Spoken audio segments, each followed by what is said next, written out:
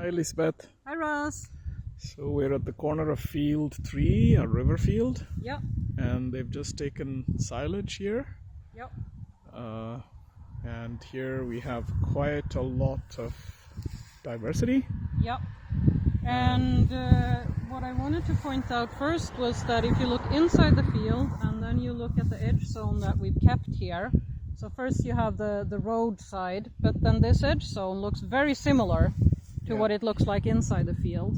So late season, very low intensity grazing has not changed the species composition so drastically, it seems. Definitely not as drastically as in field 1 and 2. Yes. Yeah. But here we see some of these species, sneezeweed, that is in parts quite common here, less common in 1 and 2. You have the Rianfana or pansy, that's apparently also called cow bitter in English, and the cows really do not like it. Yeah. It's also used as a medicinal plant, and it's supposedly poisonous to humans in large amounts, so that makes sense, they don't like it. Okay. Yeah, and we're back. So this is a nice clover species that's actually originated as a hybrid between white and red clover. It's called Alsikeklöver in Swedish. And it's spreading northward, so now it also occurs up here. It originated further south in Sweden, around Uppsala. White and red. Yes, so here's a broken pole. What broke it, you ask? Yeah. Well, snowmobilers in the winter, there is a trail going across our property, very clearly marked. We have made gates. But as always in life, some people find it fun to not follow the beaten trail and just freewheel it.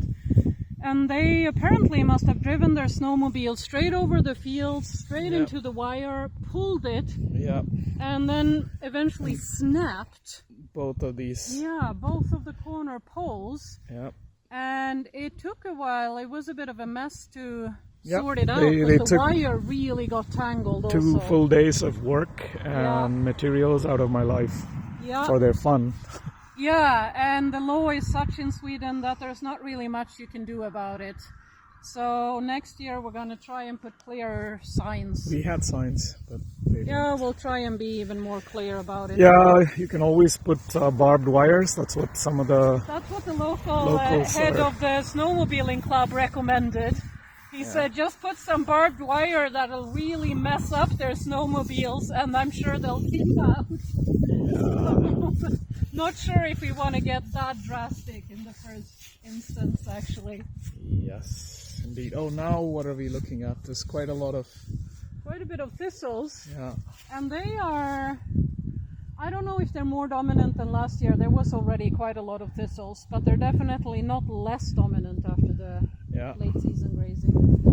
Yep. Quite a lot of yarrow also in the field, and in June it was like a sea of cow parsley. It was completely white. Now you just see a little bit dark brown seed heads. Yeah, exactly. Yeah. Yeah, so there's quite a lot of evolution here, right? So, in time. We've got some of these also.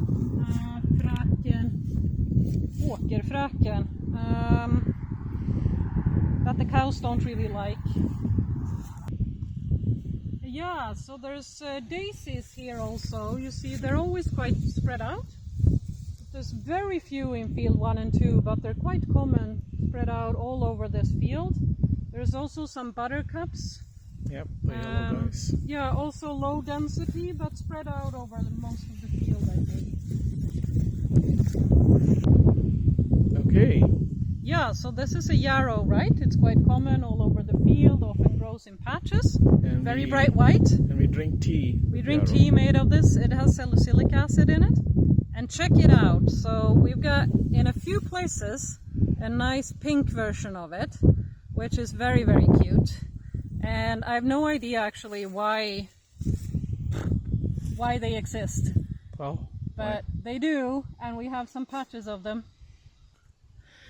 Yeah, I just wanted to remind us that in field 3, or this river field, which is what, 3.5 hectares or so, right? Yeah, 3.4 I think. Yeah, and what we did was just let the cows be It's about 1 kilometer of perimeter fencing.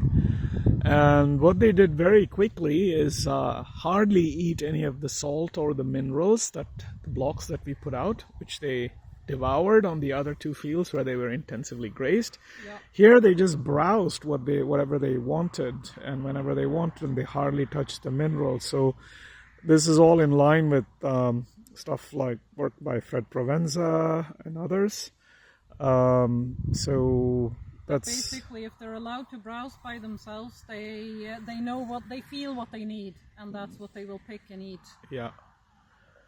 Because the different plants, as we commented on earlier, vary in their different micronutrient densities. Yeah, and the latest research from nutrientdensity.org, the conference we're attending, is very, very simple. The more diverse the plant community, the much richer the micronutrient content of the meat.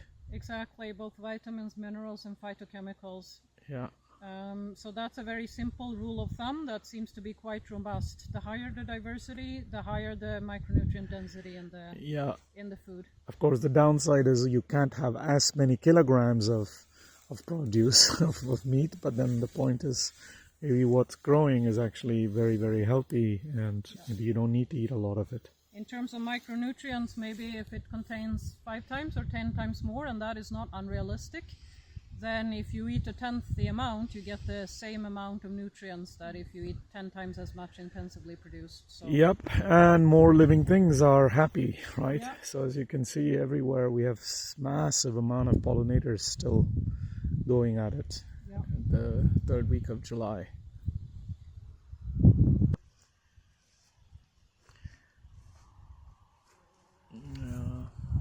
It was nice to be able to see the bees and the butterflies and the moths and everything happily going about their lives. Yep. Yes, so I think you can see the violet streaks going in the distance there over the field. And those are very dense patches of thistles that are in full flower now. Contiguous patches. We have 2 species, so it's not this species. It's this one, and this one flowered a bit earlier, and they're just completely dominating in some areas. And the sort of brown you see there is the cow parsley. You see it on closer than the thistles. Okay, Elizabeth is standing in the middle of a whole bunch of cow parsley that has flowered and seeded now. And when we were flying the drone, we saw a lot of cow parsley a few weeks ago. Yeah, so you see how dominating it is in parts. Yes, yes. Oh, here we have, what is this guy? Yes, this is a different species, and I was actually considering which one it is, because there's a lot of different species, they're quite difficult, so I would have to look it up. It might be caraway. Yeah, it might be caraway. But yeah, there's massive amounts of cow parsley, and you can see the species of thistle, which is in bloom now. And we're going to go to those large contiguous patches of thistles, which the cows kind of ignored them last year, except they ate the flowers, remember? They were really... Yeah, they liked the flowers. Yeah. So they just nipped a lot of the flowers, but... Yeah. And that would stop them from seeding, of course. Yeah. But we had like very low density free grazing, so we had 8 cows, 8 individuals for about 2 months, slightly more than 2 months, and the thistles were already well established. Yeah, when they came last season when we came here. Yeah, but yeah, we are very interested in why we have these contiguous, heterogeneous patches of different species, and yeah, it would be really interesting from next year to introduce more animals again and observe in more detail. Yeah, and possibly sheep. Yes. We'll see.